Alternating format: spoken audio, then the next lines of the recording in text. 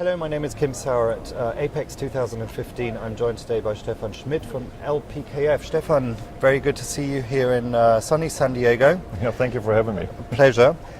Now, there's a couple of launches you've got here at the show. Can you tell us a little bit about what's going on at LPKF? Okay. Yeah, LPKF. Sorry.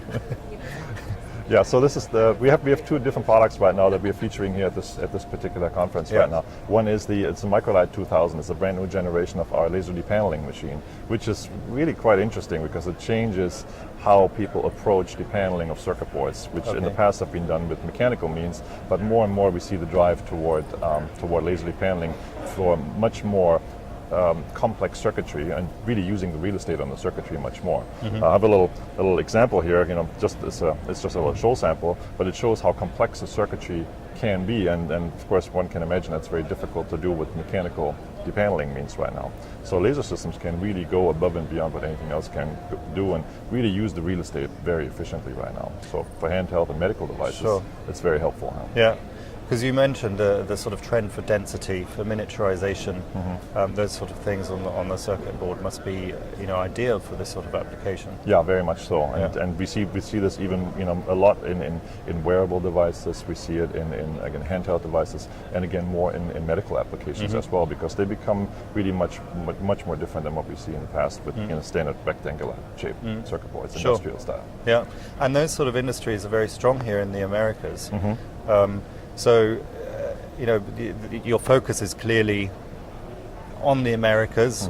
Obviously, you're a global company, but what's been the reaction from those industries to?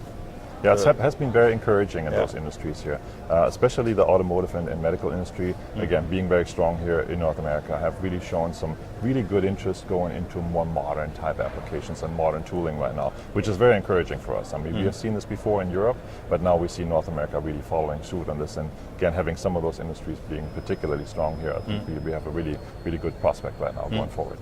You did mention earlier on the word wearables, so that's not new, but it's relatively new. It's in medical applications. It's also creeping into the consumer side, and it's certainly creeping into automotive. Are you finding that that's reflecting on the growth that you're experiencing, and again on those new applications, that there are opportunities there that weren't there before? Yeah, very much so, and especially with this type of technology, because in wearables, you're so confined in space, so you got to use everything you have, every little space you have, every nook and cranny. You want to put circuitry down there, and laser depaneling really helps to really maximize the space, because we have only so much space on our wrist or anywhere else when we want to have a wearable.